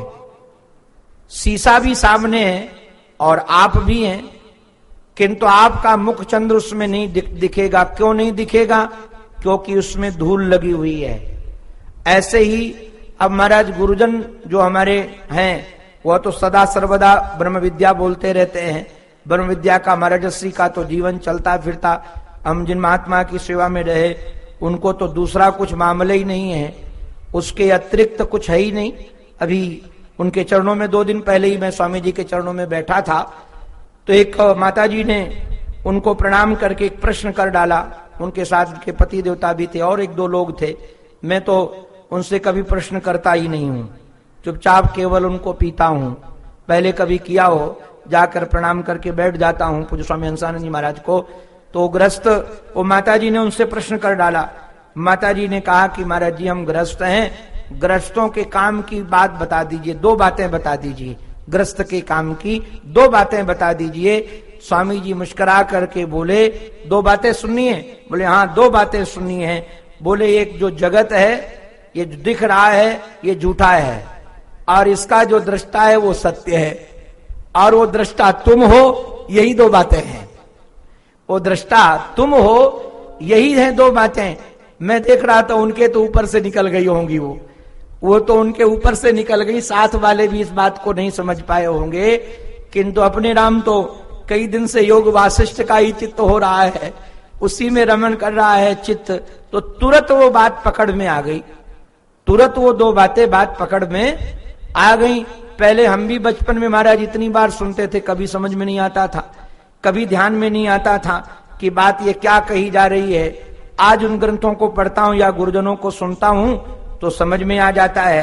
तो मैं निवेदन कर रहा था, गुरुजन तो महाराज ये बात बताते रहते हैं कि कर्म वैसे साधन स्वरूप है, क्रम समुच्चय है, सम समुच्चय नहीं है। तो जब हम निष्काम कर्म करेंगे तो निष्काम कर्म करने से हमारा हो जाएगा अंतःकरण पवित्र। तो जो अंतःकरण में महाराज ये धूल लगी हुई है, इसी का नाम मल है, इसी का नाम क्या है? मल है। और ये मल जब निवृत्त हो जाएगा, दूसरा महाराज विक्षेप है, वो आईना ऐसी जगह पर रखा हो जो हिल रहा हो, तो हिलते हुए आईने में भी आपका मुख चंद्र नहीं दिखेगा।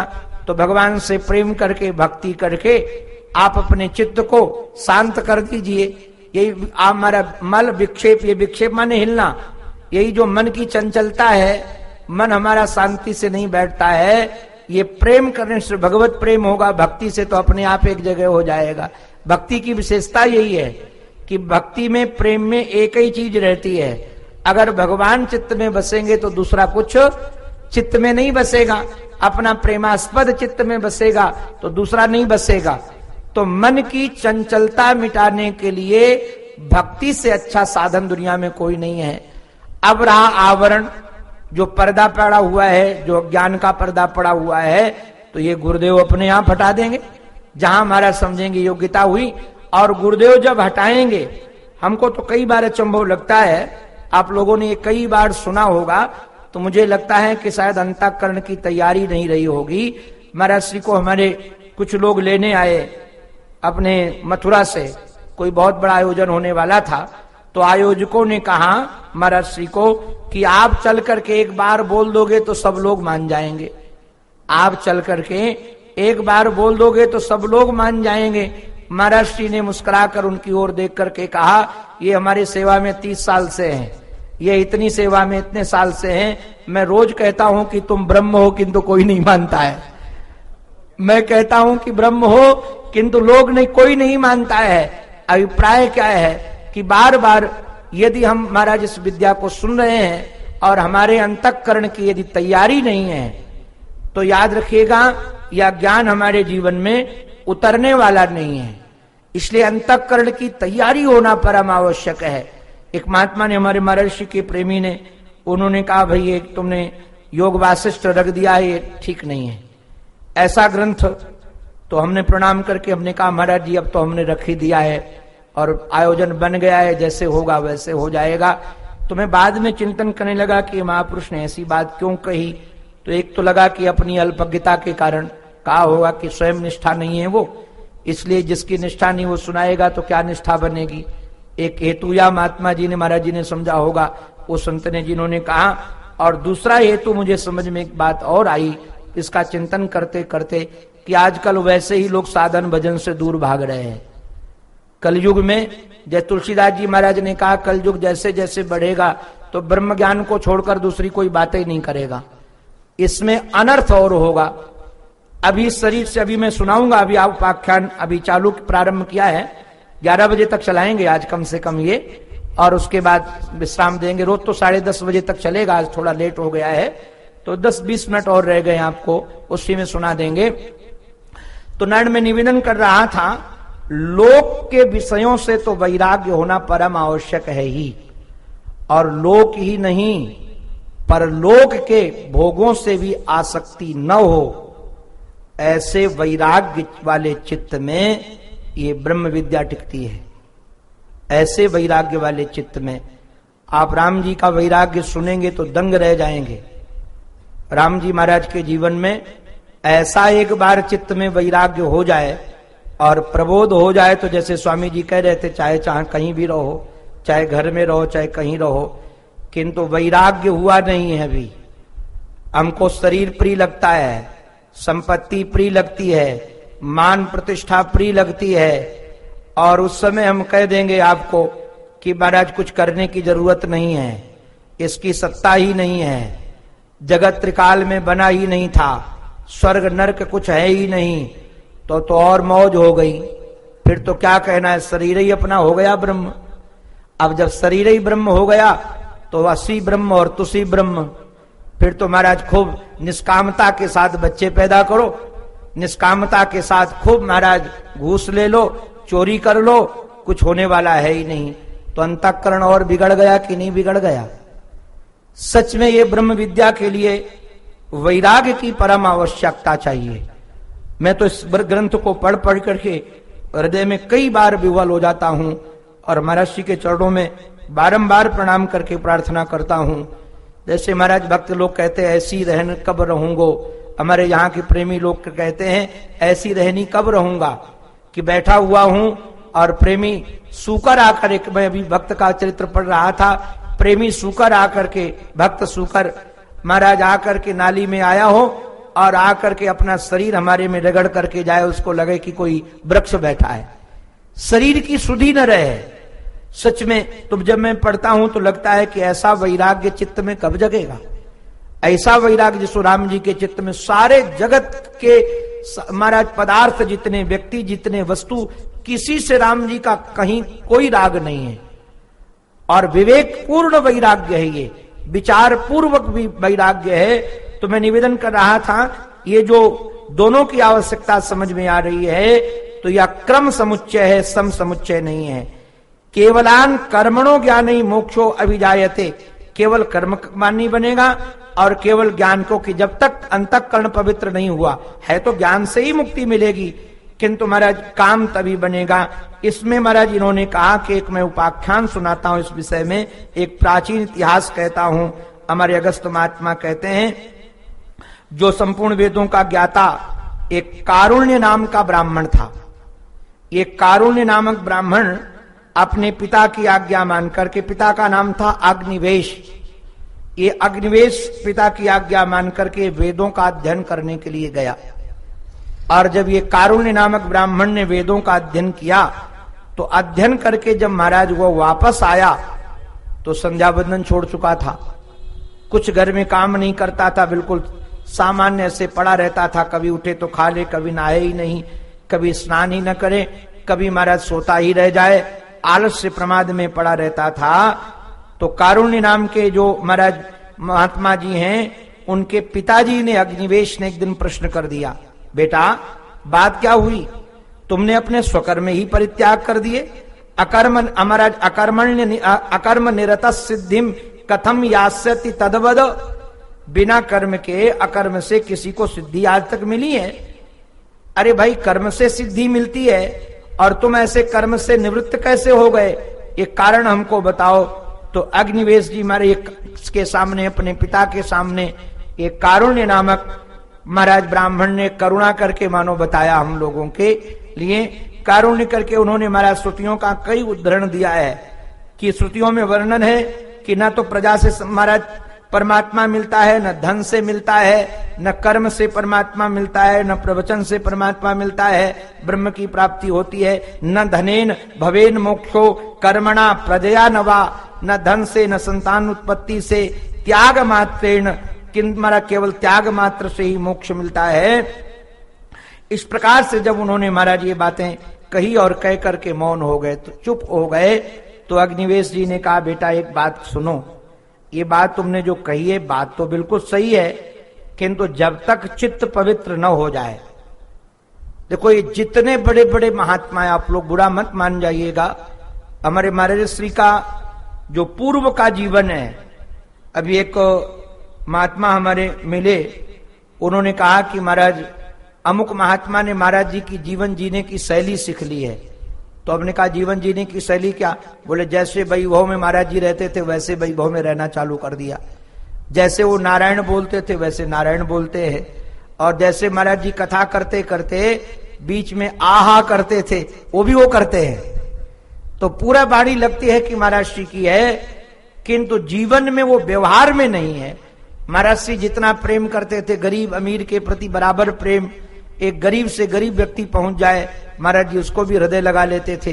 बोले केवल अमीरों से प्रेम करते हैं। तो मुझे लगने लगा, मैं बाद में चिंतन करने लगा कि ये जीवन में कहीं हमारे तो घटना नहीं घट रही है, क्योंकि महाराज ये कई बार गृहस्थ लोग भी आपको बताएं मुंह पर ही अच्छी से अच्छी बात कह के जाते, बुरा लगे तो लगे, महाराज वो बिल्कुल स्पष्ट कह करके चले जाते हैं। तो मैं निरीक्षण करने लगा, फिर बाद में मुझे लगा कि नहीं, ये चित्त में कभी आना भी नहीं चाहिए। कारण क्या है? जो महाराज श्री का जीवन पूर्व जीवन तप का जीवन है। आप कभी पढ़िएगा तो पता चलेगा कहा महाराज कौन कौन महात्मा के पास कैसे कैसे जाते थे, कितने कितने किलोमीटर पैदल बिना भोजन किए, और जब महात्माओं के पास गए वो पत्थर मारते थे, महात्मा गाली देते थे, तब भी उनके चरणों में जाते थे। अब हम सोचे महाराज अब उन्होंने तो कुछ, अब जैसे रहते वैसे रहना प्रारंभ कर दें। साधन काल का जीवन जरूर देखना चाहिए। साधक को महापुरुषों की जीवनी पढ़नी चाहिए, और जीवनी सिद्धावस्था का जीवन देखने की जरूरत नहीं है। महाराज साधना काल का जीवन बहुत देखने लायक है। कैसे संतों के प्रति आदर, कैसे संतों के प्रति महाराज उनका बर्ताव है, कैसे उन्होंने साधना की है। तो इन्होंने कहा कि जब तक निष्पाप न हो जाएं और सारे जगत के, यहां तक के स्वर्ग के विषयों के ऊपर भी उपरामता न हो जाए तब तक काम नहीं बनेगा। तो इन्होंने बताया कि देखो मैं एक आपको कथा सुनाता हूं। एक देवी थी जिस देवी का नाम था सुरुचि। ये सुरुचि, भाई इसमें कथाएं बड़ी विलक्षण विलक्षण है, कथाओं का ज्यादा मैं विस्तार से तो वर्णन नहीं कर पाऊंगा, क्योंकि साहित्यिक शैली का भी वर्णन किया गया है। ऐसी ऐसी सरस रसीली कथाएं भी कही हैं इन्होंने कि उन कथाओं का रस लेने लगो तो दर्शन ही छूट जाता है। तो ये सुरुचि नाम की जो अप्सरा है, ये रहती महाराज हिमालय में है, और जहां सुरुचि नाम की रहती अप्सरा वहां सुंदर मोर भी हैं और सुंदर उद्यान भी है, और कलकल करती हुई गंगा के प्रवाह के पास में ये अप्सरा महाराज बैठी थी। जब ये सुरुचि नाम की अप्सरा बैठी थी तब तक इसने महाराज एक इंद्र का दूत देखा। इंद्र का दूत देखा, जो दूत महाराज देवदूत आ करके पहले इधर से गया था, वापस आ रहा था। जब वापस आ रहा था उस देवी ने, अप्सरा ने पूछ दिया कि आप कौन हो और अभी कहां से आ रहे हो और कहां जा रहे हो, आप जरा बताओ तो सही।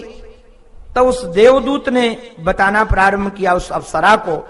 देवदूत ने कहा कि एक राजा हैं जिनका नाम अरिष्टनेमी है। इन्होंने अपना सारा राज्यपाट छोड़ दिया और राजपाट छोड़कर इस जगत के विषयों से वैराग्य करके गंधमादन पर्वत पर तप करने के लिए पहुंच गए। और जब गंधमादन पर्वत पर अरिष्टनेमी राजा वहां तप करने के लिए पहुंचे हैं, तो वहां इनके तप को महाराज देखकर इंद्र घबरा गया। और जब इंद्र घबरा गया तो इंद्र ने अपने दूत को भेजा, और दूत को भेज करके कहा एक काम करो, ये अरिष्टनेमी राजा को तुम स्वर्ग ले आओ, ये स्वर्ग में रह करके खूब सुख भोगेगा, और यहां रहेगा तो तप अपने आप छूट जाएगा, बहुत तप किया है इसने। किंतु जब ये देवदूत महाराज उस राजा के समीप पहुंचा तो राजा ने पूछा, एक बात बताओ, आप हमको स्वर्ग में लेने के लिए आए हो, मैं आपको वंदन करता हूं, किंतु मेरे को एक बताओ तो सही, जहां तुम हमको ले चले हो वहां की विशेषता क्या है? और भाई बात इस जगत में सर्वांगीण सुंदर तो ईश्वर ही है, और सर्वांगीण अनुकूल स्थान भी केवल अपना स्वरूप ही है। दुनिया में कहीं भी चले जाओ आप, XYZ, घर छोड़ करके आप बाबा जी बनकर आश्रम में आ जाना, आश्रम छोड़कर जंगल में चले जाना, जहां भी चाहो वहां चले जाओ, किंतु सम्यक प्रकार की अनुकूलताएं आपको मिलने वाली कहीं भी नहीं है। कहीं भी सम्यक प्रकार की अनुकूलताएं आपको नहीं मिलेंगी, कुछ न कुछ विपरीतताएं तो बनी रहेंगी। तो मानो जहां मैं तप में लगा हूं या जिस राज्य को छोड़कर आया हूं, उस राज्य के अतिरिक्त यदि आप हमको कहीं ले चलना चाहते हैं, तो इन्होंने कहा गुण दोषांश के तत्र स्वर्गे बद ममाग्रता, हमारा स्वर्ग में क्या गुण है और क्या दोष है, ये मेरे सामने सब बताओ। ज्ञात्वा स्थिति तो तत्र, हमारा जब उस स्थिति को मैं जान लूंगा, और जब हमारी स्थिति हमें पता चल जाएगी कि स्वर्ग की स्थिति क्या है, जहां आप हमको ले चलना चाहते हो, जब हमको सब पता चल जाएगा, तो अहम यथा रुचि करिष्ये, जो हमारी रुचि होगी उसके आधार पर मैं करूंगा।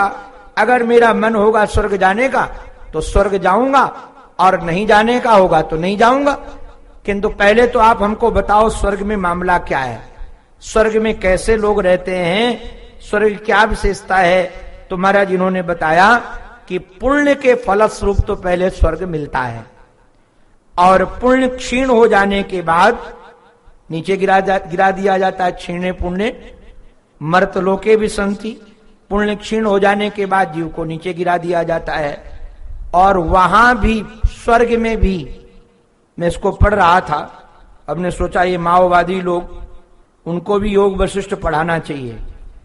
इन माओवादियों को लगता है कि सारा का सारा जगत साम्यवाद के आधार पर चलेगा, सब एक जैसे धन वाले हो जाएंगे, सब एक जैसे सामग्री वाले हो जाएंगे, सब एक जैसी सुविधा सम्मान वाले हो जाएंगे। ये कभी होने वाला नहीं है। ये साम्यवाद कभी जगत में कहीं आने वाला नहीं है।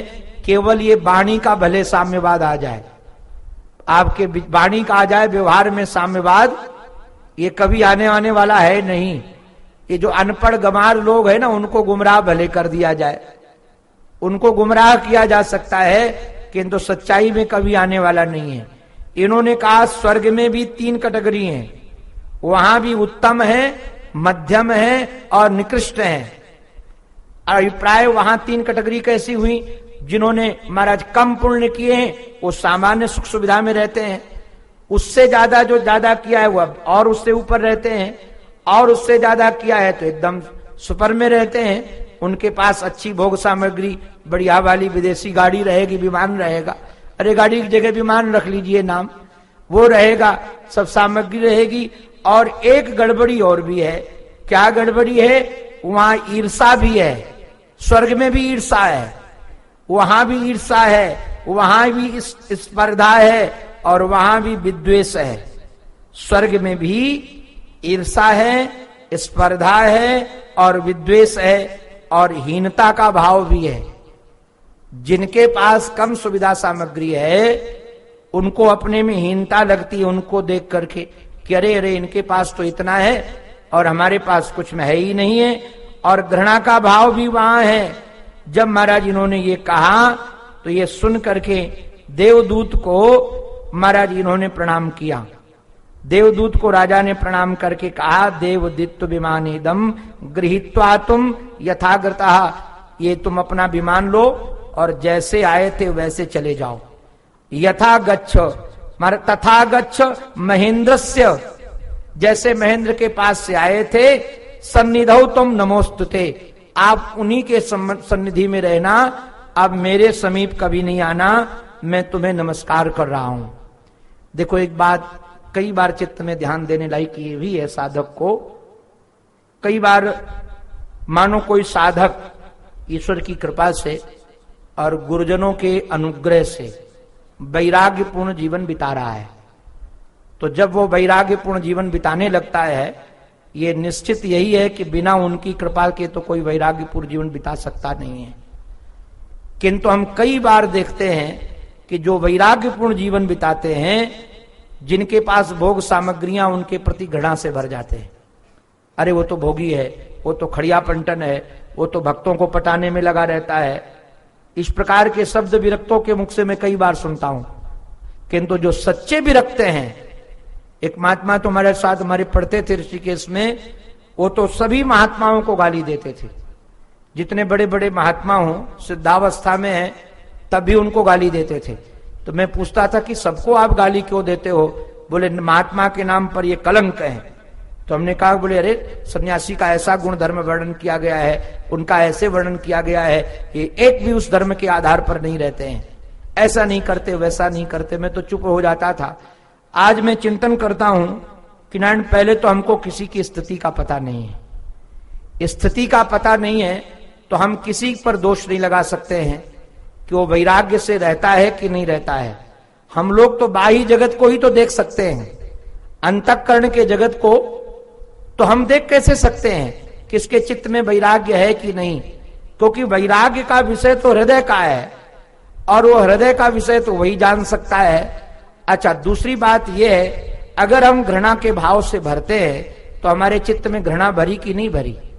ये राजा कह सकता था तुम तो खड़िया पलटन के भोगी देवताओं के चेला हो, कह सकता था उनकी सेवा में लगे रहे, उनके चाटुकार हो। अरे हम तो इतना बड़ा राज्य छोड़कर आए हैं, अब तेरे स्वर्ग को भी लात मारते हैं। ये भी कह सकता था तेरे स्वर्ग को भी लात मारते, हमको स्वर्ग नहीं चाहिए। किंतु धन्य है महाराज, ऐसे व्यक्ति के चित्त में ही ये ज्ञान प्रकट होगा। ये राजा ने, इतने वैराग्यशाली राजा ने, अष्टनेमी नाम के राजा ने उनको प्रणाम किया, और प्रणाम करके तम नमोस्तुते, आपको मेरा नमस्कार है, और उस इंद्र को भी नमस्कार है जिन्होंने करुणा करके महाराज हमको ये सुख सुविधा देनी चाहिए थी। किंतु मैं क्या करूं, मेरा अंतःकरण इस ढंग का नहीं कि मैं वहां जाऊं। उनको प्रणाम करके जाकर कह देना उनकी सन्निधि में रहो, हमको ऐसा स्वर्ग नहीं चाहिए जहां द्वेष हो, घृणा हो, अशांति हो, उद्वेग हो, स्पर्धा हो।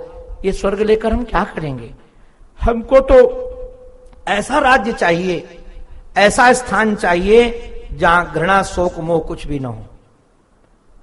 न महाराज जीने की चाह, न मरने की परवाह, न जीने की चाह, न मरने की परवाह, और न किसी के सुख को देखकर आह आह निकलती है ना, न किसी के सुख को देखकर आह है, न चित्त में किसी प्रकार की दाह है। हमको तो ऐसा स्थान दो तो हम चलें, ऐसा स्थान नहीं दोगे तो हम जहां हैं वहीं ठीक है। और जो महाराज वह दूत वहां से निकला और निकल करके वह महेंद्र के पास में गया, राजा के पास। पुनः प्राह महेंद्रो माम, उनके पास जाकर के बड़ी मधुर गिरा से उसने वो राजा की बातें सारी सुना दी। और जो राजा की बातें सारी सुनाई तो इंद्र ने कहा, मैं आज एक बात का विचार और चित्त में आया। वैसे तो शास्त्रों में ये वर्णन है कि जो भगवान की ओर, बोध की ओर बढ़ने लगता है उसके देवता विरोधी हो जाते हैं, अधिकतर देवता विघ्न उपस्थित करते हैं। किंतु नारायण ध्यान रखिएगा, ये देवता विघ्न उसी के चित्त में उपस्थित करते हैं जिनको महाराज जिससे देवताओं को डर लगता है। किंतु जब देवताओं का स्वर्ग है मानो, और उस स्वर्ग की ही स्पृहा किसी के चित्त में न हो, भाई हम किससे डरेंगे? इसलिए डरेंगे कि ये हमारी सामग्री छीन न ले, हमारी सामग्री, हमारा नाम न छीन ले, हमारी प्रतिष्ठा न छीन ले, हमारी सुविधा न छीन ले, हमारा सम्मान न छीन ले। अगर इस प्रकार का डर हमारे चित्त में होगा तो हम उससे, सामने वाले से भयभीत होंगे। उसकी थोड़ी सी महाराज देखेंगे उन्नति तो हमको लगेगा इसको नीचे गिराया जाए। किंतु जब हमने देख लिया कि उस सामने वाले के व्यक्ति के प्रति हमारे सम्मान, हमारी सुविधा को महाराज वो कुछ गिनता ही नहीं है, उसका उधर कोई लगाव ही नहीं है, तो क्या हम उससे द्वेष करेंगे? याद रखिएगा, द्वेष अधिकतर होता है अपने से बराबर वालों के प्रति, दूसरों से नहीं होता है। अपने बराबर वालों के प्रति होता है, जो लगता है कि हमारा कुछ छीन लेगा, हमारा कुछ ले लेगा। किंतु महाराज जिसको कुछ लेने की इच्छा है ही नहीं, तो उसको किससे डर होगा? तो इंद्र को लगा, महाराज ये पढ़ करके लगा कि देखो तो सही, इंद्र को भी लगा कि ये जो अरिष्टनेमी राजा है, इस राजा की योग्यता ऐसी योग्यता है कि इसको स्वर्ग की चाह नहीं है, और जिसके जीवन में जगत के भोगों के और स्वर्ग की भोगों की चाह न हो, वही ब्रह्म विद्या का अधिकारी है। तो कहा कि देवदूत को कि तुम एक काम करो, इस राजा को यहां से ले जा करके श्री वाल्मीकि जी महाराज के चरणों में ले जाओ, और वाल्मीकि जी के चरणों में ले जा करके उनके चरणों में प्रणाम करके हमारा संदेश भी कहना, और कहना कि ये ब्रह्म विद्या का अधिकारी है, क्योंकि इसको जगत का भोग नहीं चाहिए, जगत का मान प्रतिष्ठा नहीं चाहिए।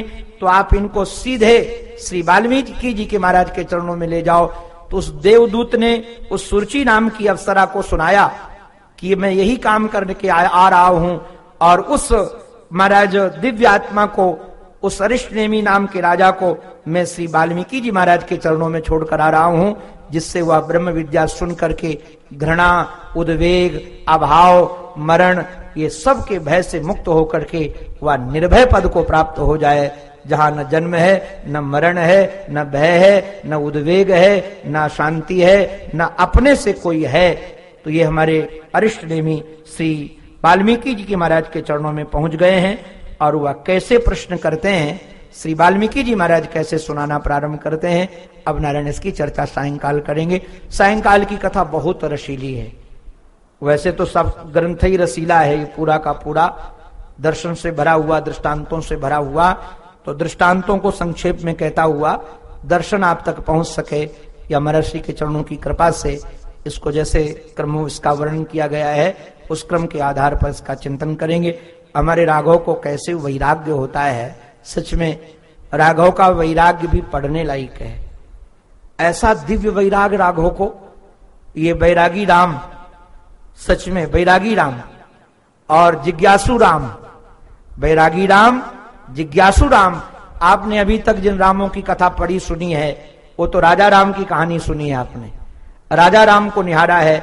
अब ये जिज्ञासु राम है, ऐसे जिज्ञासु राम जो गुरु चरणों में बिल्कुल पूर्ण समर्पित होकर के बैठे हैं। जगत के, संसार के, जगत के जितने पदार्थ हैं, सब पदार्थों से वैराग्यशाली बनकर बैठे हैं, और ये वैराग्य प्रकरण ही चल रहा है। तो हम सब का भी कैसे वैराग्य हो, बंधुओं ध्यान रखिएगा। एक निवेदन कर दूं, सूत्र बोलता हुआ वाणी को विराम दूंगा। जो घटना विशेष से वैराग्य होता है, जैसे मरघट वैराग्य, मरकट वैराग्य, ये भी वैराग्य है, किंतु ये चिरस्थाई नहीं है, ये चिरस्थाई नहीं है। मरघट का वैराग्य का आवेग थोड़ी देर रहता है, मरघट का वैराग का आवेग भी थोड़ी देर रहता है, और जो गुरु चरणों में बैठ करके विचार पूर्वक वैराग्य होता है, ये जगत को देख लिया गया और विचार पूर्वक, जो राम जी के जीवन में, क्योंकि तीर्थाटन कर विराग जागा, ये राम जी तीर्थों में संतों के चरणों में गए। तीर्थों में हमारे आप जैसे मंदिरों में नहीं भटके हैं, मंदिर मस्जिद में नहीं भटके, तीर्थों में जाकर पूज्य संतों के चरणों में बैठे हैं, और श्री संतों के चरणों में बैठ करके जो वैराग्य जागा है वो सच्चा वैराग्य है। किसी घटना के कारण वो वैराग्य नहीं जागा, और उस वैराग्य के कारण ही जब ये महाराज आते हैं, हमारे श्री महाराज जी ने, मांझी महाराज ने आपको बता ही दिया है भूमिका, आकर के कैसे वशिष्ठ जी महाराज उनको उपदेश देते हैं, इसकी चर्चा नारायण क्रमशः करेंगे। अंत में अपने आराध्य के पावन चरणों में हमारी प्रार्थना है, हमारी मति, हमारी रति, हमारी गति उन्हीं के पावन पवित्र चरणारविंदों में बनी रहे। अच्छा, समय क्या है सायंकाल का?